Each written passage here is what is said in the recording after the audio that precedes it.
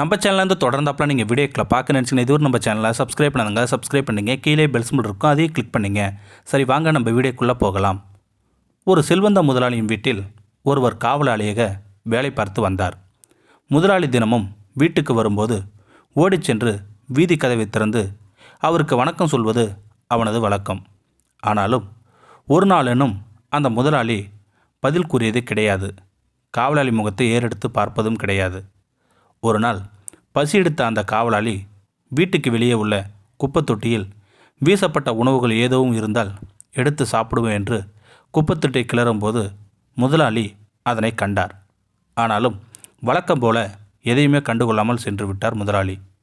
அடுத்த நாள் அதே இடத்தில் காவலாளி உணவை தேடும்போது புதிதாக தயாரிக்கப்பட்ட சுத்தமான உணவுகள் ஒரு பையனில் காணப்பட்டது. காவலாளி சந்தோஷத்தில் எங்கிருந்து வந்தது என்றெல்லாம் பார்க்காமல் எடுத்து சென்றான் காவலாளி. இவ்வாறே தினமும் அதே இடத்தில் ஒரு பை இருக்கும். அந்த பை நிறைய உணவுப் பொருட்கள் இருக்கும். அவரும் அதை தவறாமல் எடுத்து தன் மனைவி குழந்தைகளுக்கு கொடுத்து வந்தான் காவலாளி. இருந்தாலும் எந்த முட்டாள் இப்படி தினமும் பொருட்களை வாங்கி இங்கே விட்டு செல்கிறேன் என மனதுக்குள் ஒரு நகைப்புடன் கூடிய கேள்வி வேற அந்த காவலாளிக்கு. திடீரென ஒரு நாள் முதலாளி இறந்து விட்டார். வீடு நிறைய முதலாளியின் உறவினர்களும் நண்பர்களும் வந்தனர். அன்று அதே இடத்தில் உணவுப் பொருட்கள் தேடினான். உணவு இருக்கவில்லை.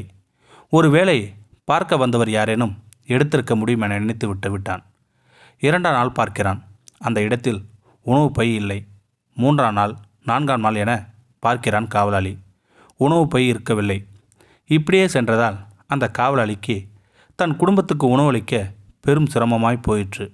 உடனே தனது முதலாளி அம்மாவிடம் போய் சம்பளத்தை உயர்த்தவும், இல்லையேன் வேலையை விட்டு விடுவதாகவும் கூறினான் அந்த காவலாளி.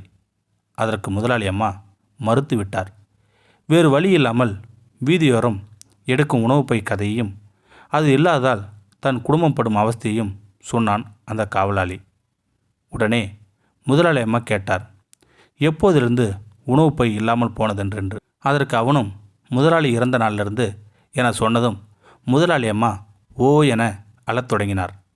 இதனை பார்த்த கவலையடைந்த காவலாளி, சம்பள உயர்வு வேண்டாம், நான் இங்கேயே வேலை செய்கிறேன், அழுவதை நிறுத்துங்கள் என கூறினான் காவலாளி. அதற்கு முதலாளி அம்மா, நான் அதற்கு அளவில்லையப்பா, என் கணவர் தினமும் 7 பேருக்கு உணவளித்து வந்தார். அதில் 6 பேரை நான் ஏற்கனவே பார்த்து விட்டேன். 7ஆம் நபரைத்தான் இத்தனை நாளை தேடிக்கொண்டிருந்தேன். 7வது நபர் நீதான் என தெரிந்து கொண்டதும் சந்தோஷத்தில் அழுகிறேன் என்றாள் அந்த முதலாளி அம்மா. நான் தினமும் தவறாமல் வணக்கம் சொல்லியும் ஏறெடுத்தும் கூட பார்க்காத நம்ம முதலாளியா இப்படி நமக்கு உணவுக்கு தந்தார் என நம்பியும் நம்பாமலும் யோசித்தபடி அவன் சென்றான் அந்த காவலாளி. அடுத்த நாளிலிருந்து முதலாளியின் மகன் தினமும் காவலாளியின் வீடு தேடி வந்து உணவு பையை காவலாளியின் கையில் கொடுத்து சென்றான். காவலாளி நன்றி சொல்லியும் முதலாளி மகன் அதற்கு பதில் சொல்லாமல் செல்வான். அவனது தந்தையை போல ஒரு நாள் இப்படித்தான் முதலாளியின் மகன் வீடு தேடி வந்து கையில் உணவு பையை கொடுக்கும்போது வழக்கம் போல நன்றி சொன்னான் காவலாளி. அதற்கு அங்கிருந்த எந்த பதிலும் இல்லை. பொறுமை இழந்த காவலாளி மிகவும் உரத்த குரலில் நன்றி சொன்னான். திரும்பி பார்த்த அந்த சிறுவன், எனக்கு என் தந்தையை போல காது 2ம் கேட்காது என்று சொல்லிவிட்டு திரும்பிச் சென்றான் அந்த முதலாளியின் மகன். நாமும் இவ்வாறு தான்.